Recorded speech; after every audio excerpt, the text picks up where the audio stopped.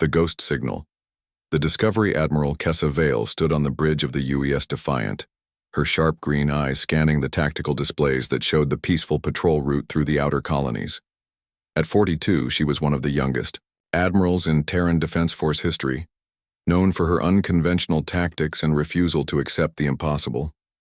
The bridge hummed with quiet efficiency as her crew monitored the routine patrol that had become standard since the end of the IOT border wars 15 years ago.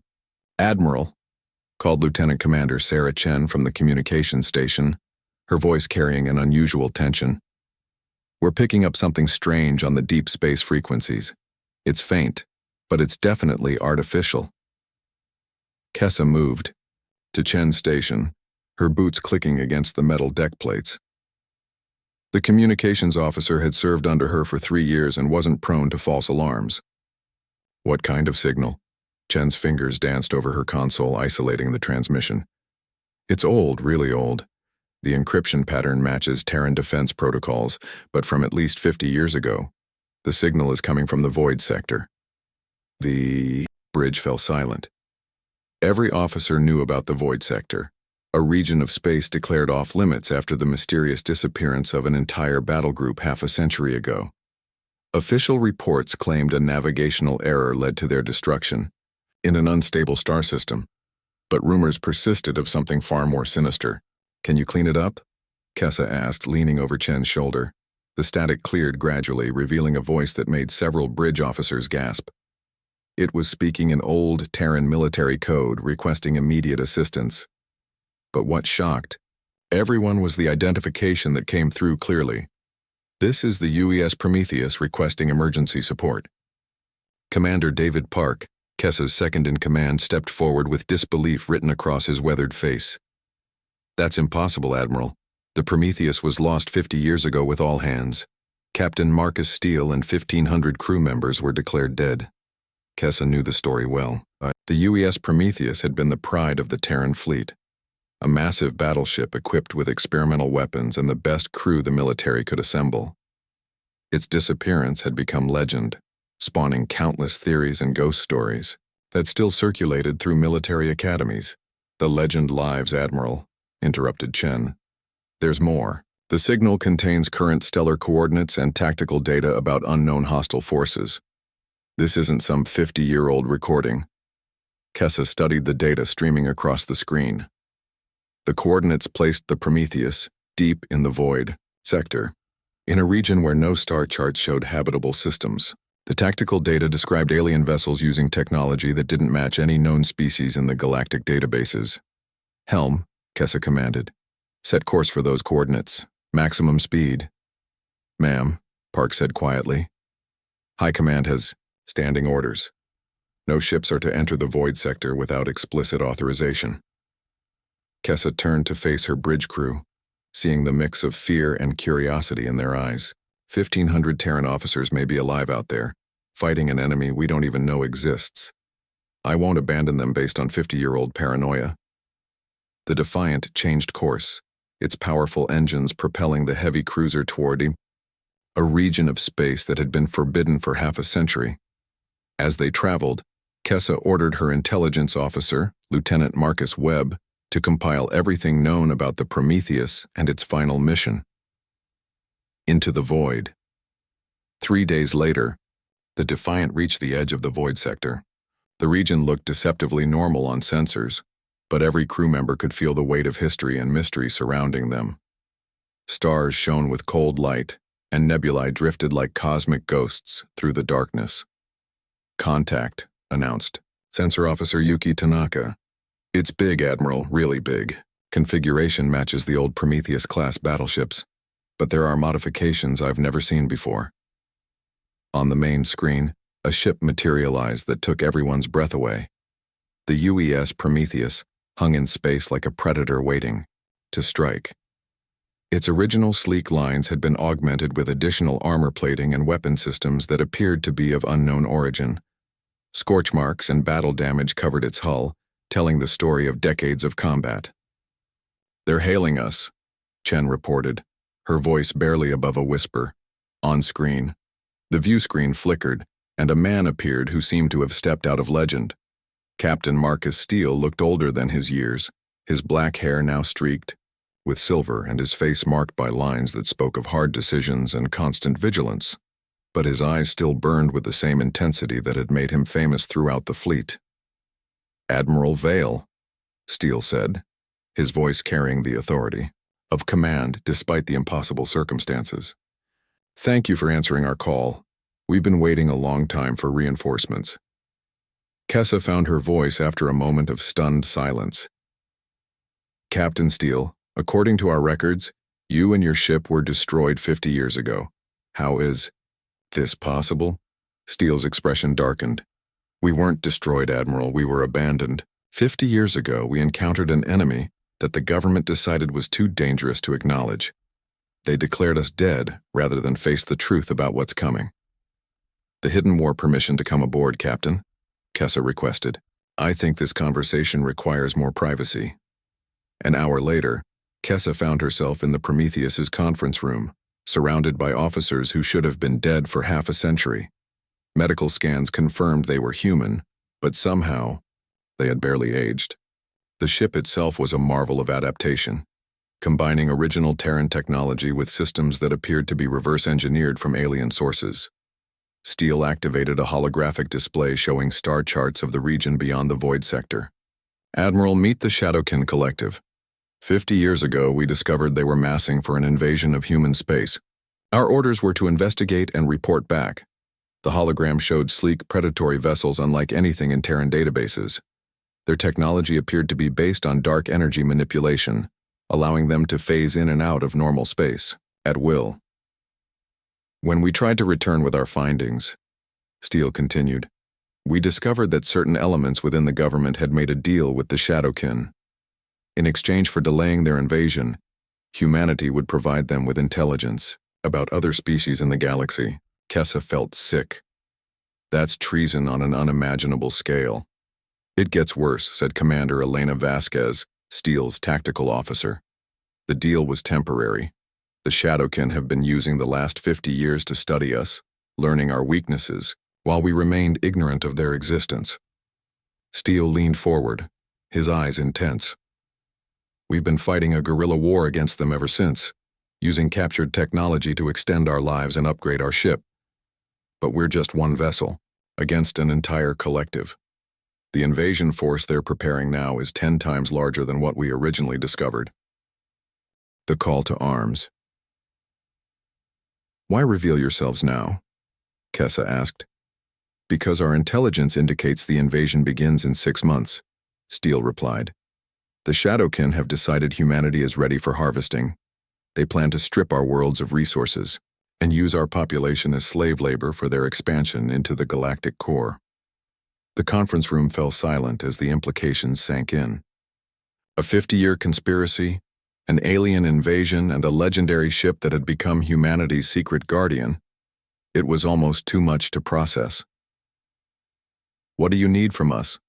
Kessa asked finally. Steele smiled for the first time since their conversation began. "We need you to return to Earth and tell them the dead have risen. The UES Prometheus is coming home and we're bringing proof of everything I've told you." He activated another holographic display showing tactical data on Shadowkin installations throughout the void sector. "But first, we're going to send the collective a message they won't forget. It's time they learned what happens when they threaten humanity." As Kessa studied the tactical display, she realized she was looking at the beginning of a war that would determine the fate of human civilization. The legendary battleship was real, its crew was alive, and they had been fighting humanity's battles in the darkness for 50 years. The ghost ship had become humanity's avenging angel, and now it was time for the galaxy to learn why legends never truly die. The Hunt Begins revelations in the dark. Captain Marcus Steele led Admiral Kessa Vale through the corridors of the UES Prometheus, and she marveled at how the ship had evolved during its 5 decades in exile. The walls were lined with hybrid technology that seemed to pulse with dark energy, while crew members moved with the efficiency of warriors who had spent half a century perfecting their craft. "The Shadowkin made one critical mistake when they first encountered us," Steele explained as they walked toward the ship's intelligence center. They assumed humans would react like every other species they'd conquered, with fear and submission. They didn't account for our stubbornness. The Intelligence Center was a marvel of improvised engineering. Captured Shadowkin computers interfaced with Terran systems, creating a surveillance network that stretched across dozens of star systems. Lieutenant Colonel Ana Santos, the ship's intelligence chief, looked up from a display showing real-time enemy movements. "Admiral Vale," Santos greeted her. "Welcome to the war you never knew was being fought. We've cataloged 47 major Shadowkin installations, identified their command structure, and infiltrated their communication networks. They call themselves the perfect hunters, but they never expected their prey to start hunting them back." Steele gestured to a three-dimensional tactical display that showed the true scope of the Shadowkin presence. Their ships moved through dark space like sharks, using technology that bent reality around them to remain undetected by conventional sensors. "For 50 years, we've been picking them off one installation at a time," Steele continued, raiding their supply lines, destroying their research facilities, and making them paranoid about shadows in the dark. But we always knew this day would come when we'd need more than one ship to stop what's coming. The Secret Alliance Admiral Vale studied the intelligence data with growing horror and admiration. The scope of the Shadowkin invasion plan was staggering, but equally impressive was the systematic campaign the Prometheus crew had waged against them. "How many of you are left?" she asked quietly.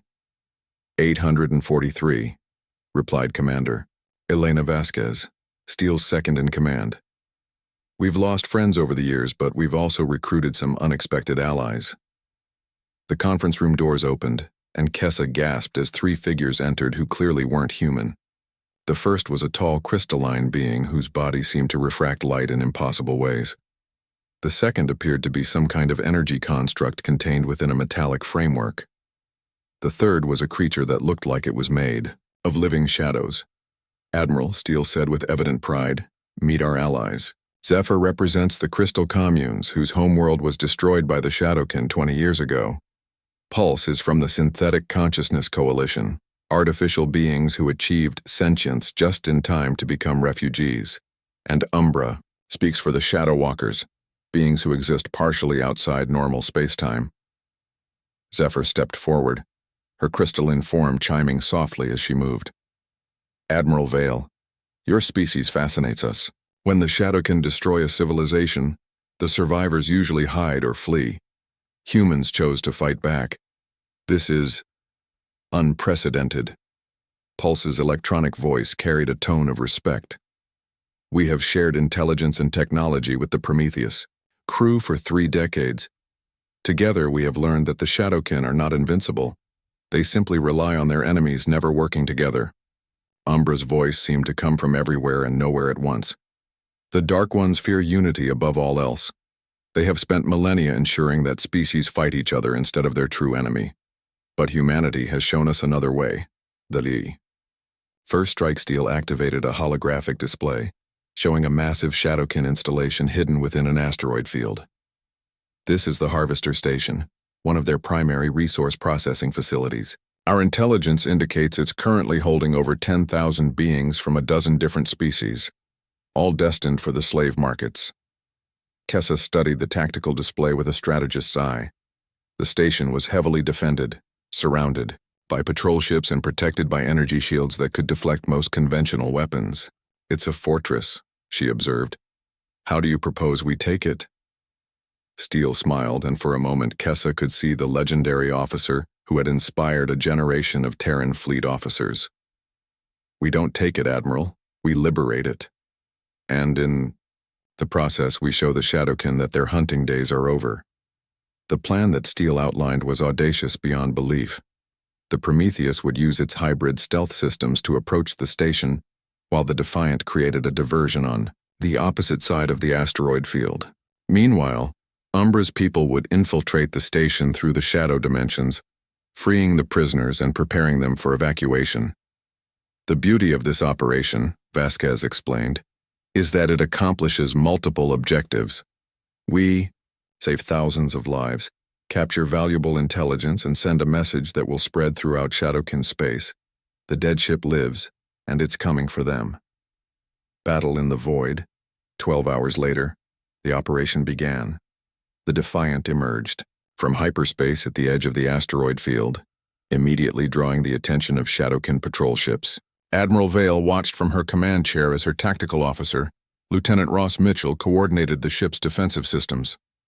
6 hostile contacts inbound, Mitchell reported. Their weapons are unlike anything in our databases, but our shields are holding. The Shadowkin ships moved like living things, their dark hulls seeming to absorb light as they attacked with beams of pure entropy that aged whatever they touched.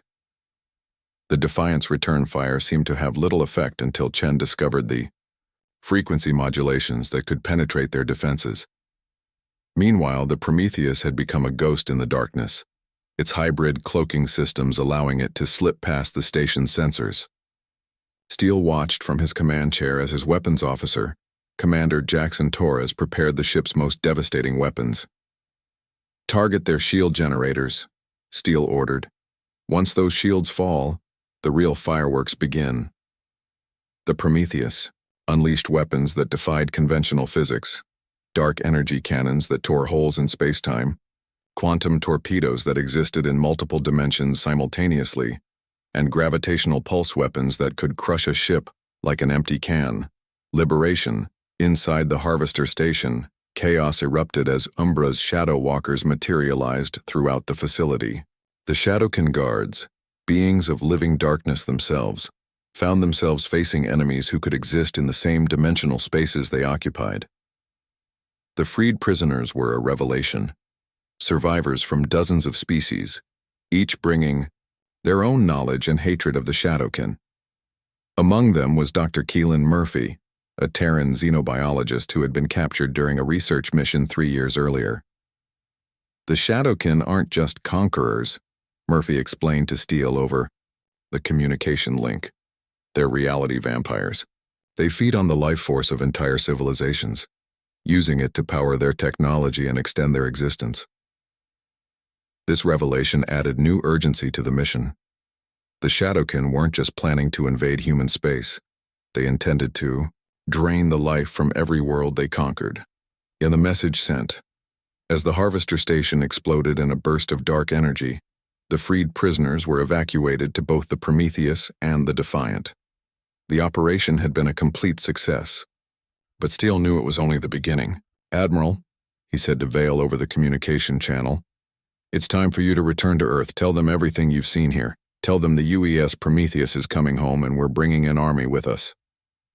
Kessa looked at the tactical display showing the rescued beings, humans, aliens, and artificial intelligences all united by their shared experience of Shadowkin cruelty. "What about you, Captain? What's your next move?" Steele's eyes gleamed with the fire of a predator who had finally found worthy prey. "We're going hunting, Admiral. For 50 years the Shadowkin have terrorized this galaxy. Now they're about to learn what it means to be hunted by humanity." As the Defiant prepared to return to human space with its cargo of refugees and intelligence data, the Prometheus disappeared back into the dark spaces between stars. The legendary Battleship had returned from the dead, and it was bringing war to an enemy that had never faced anything like human determination. The ghost ship had become humanity's vengeance, and the galaxy would never be the same. War begins. In the weeks that followed, reports began filtering through Shadowkin space of impossible attacks. Installations that had stood for centuries were destroyed overnight. Supply convoys vanished without trace. Command ships were found drifting empty, their crews gone and their computers wiped clean. The Shadowkin High Council, beings of pure darkness who had ruled the collective for millennia, convened for the first time in decades. They spoke in frequencies that could drive lesser beings insane, their words carrying the weight of eons. "The dead ship lives," one council member intoned. "The humans refuse to accept death. Then we will teach them what true death means," replied another. "Accelerate the invasion timeline. Humanity dies now." But deep in the void between stars, Captain Marcus Steele smiled as he received intelligence of the Shadowkin's decision. They were finally taking humanity seriously as a threat. The hunt was about to become a war, and after 50 years of preparation, he was ready. The UES Prometheus powered up its hybrid engines and set course for the next target. Behind it, in the shadows of space, other ships began to move. Vessels crewed by the freed slaves of a dozen species, all united under the banner of a battleship that had become legend. The Shadowkin had awakened something they couldn't understand or control. Human determination multiplied by 50 years of righteous anger. The galaxy's greatest predators were about to become prey, and their hunters wore the uniform of the Terran Defense Force. The legend had become reality, and reality was about to become war.